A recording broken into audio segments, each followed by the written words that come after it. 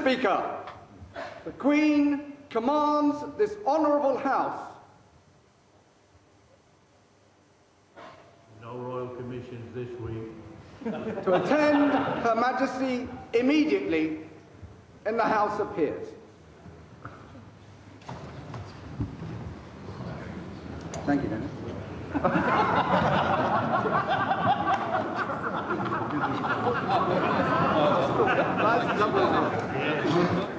Very good. Good morning. So the order is given by Lieutenant Colonel Edward Lloyd Dukes, slightly interrupted there by Dennis Skinner. Nick?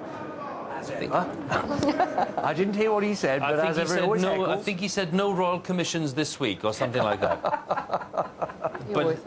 But anyway, Sergeant-at-Arms Jill Pay leads the members of the House of Commons, Speaker Bercow there, the clerks of the House, Speaker's chaplain, and there we have the Prime Minister, Mr Cameron, and Harriet Harman leading the way for Labour, Nick Harvey and Nick Clegg and Jack Straw, and Ed Balls, George Osborne, Alistair Darling.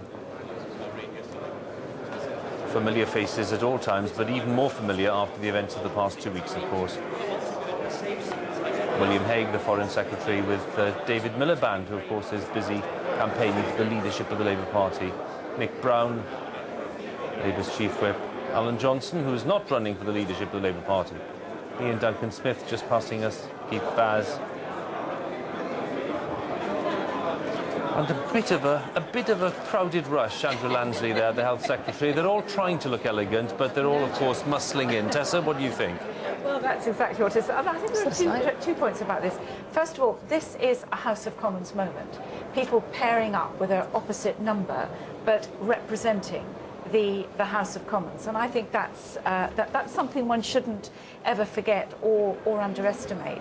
The second thing is the part of the ritual, you know, the summoning of the Commons to the Lords reminds us of the constitutional primacy of the House of Commons, which is one of the vexed questions which has not yet been properly resolved in the debate about reform of the House of Lords. Well, now, there's limited space, which is why they're all rushing, but that's right. Clearly, Mr Cameron and Mr Clegg get pride of place, as they should.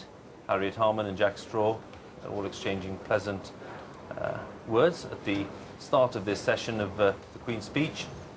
And as soon as everyone's in place there, at what we call the bar of the House, the Marquess of Chambly will let the Lord Chancellor know that it's time to present the Queen with the speech itself, and then she can proceed to read it.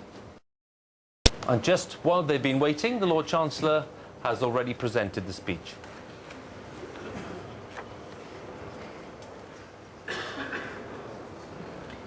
My Lords and members of the House of Commons, my government's legislative programme will be based upon the principles of freedom, fairness and responsibility. The first priority is to reduce the deficit and restore economic growth.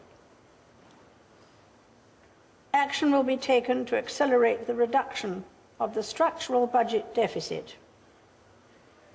A new Office for Budget Responsibility will provide confidence in the management of the public finances. The tax and benefit system will be made fairer and simpler.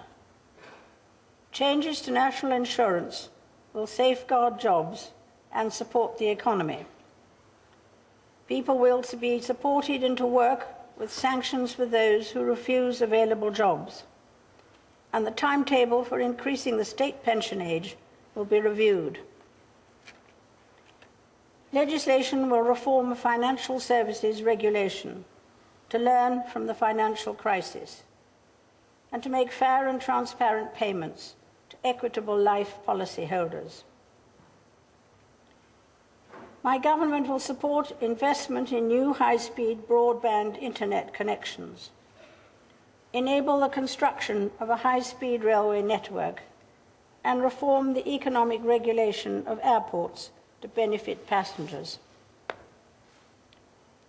My government will modernise the Royal Mail in partnership with employees and will ensure it benefits from private sector capital and disciplines. My government will limit the number of non-European Union economic migrants entering the United Kingdom and end the detention of children for immigration purposes.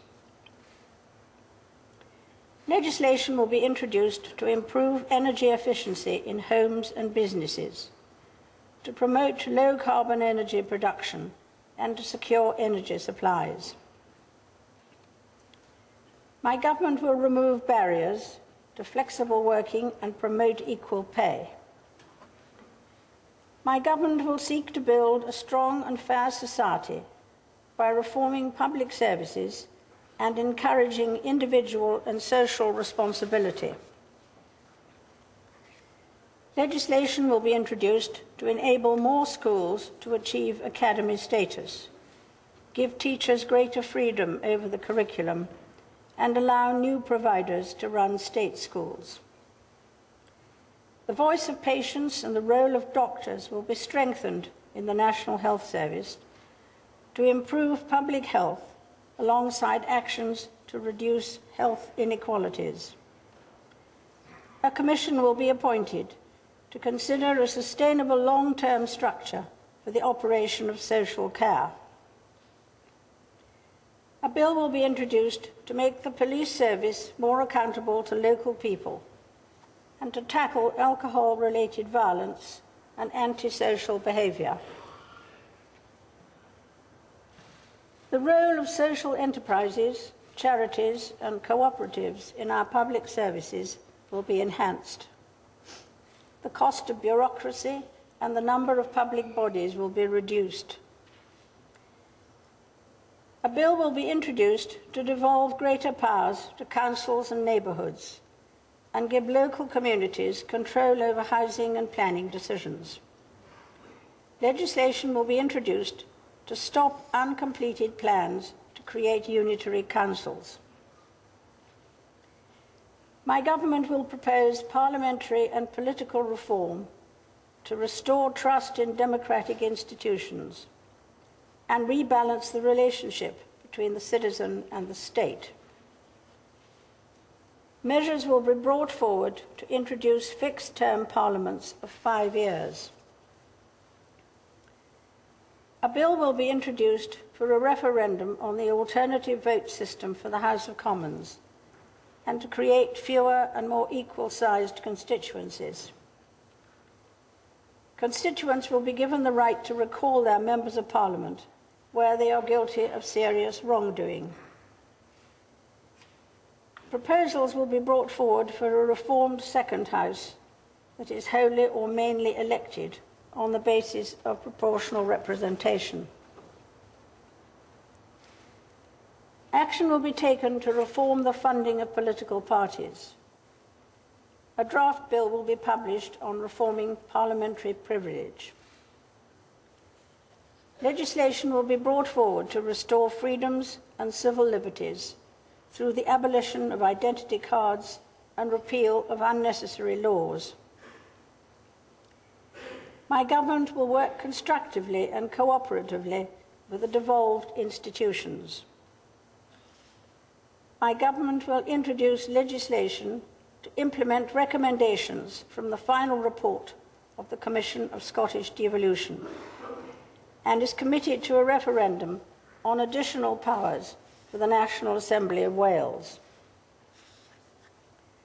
My government will support the political institutions and stable devolved government in Northern Ireland. Members of the House of Commons, estimates for the public services will be laid before you.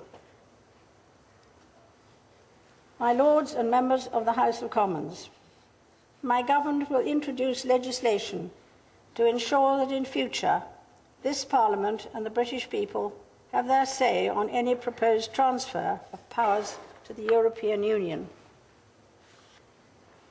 The Duke of Edinburgh and I look forward to our visit to Canada in June and to our visit to the United Nations in New York in July.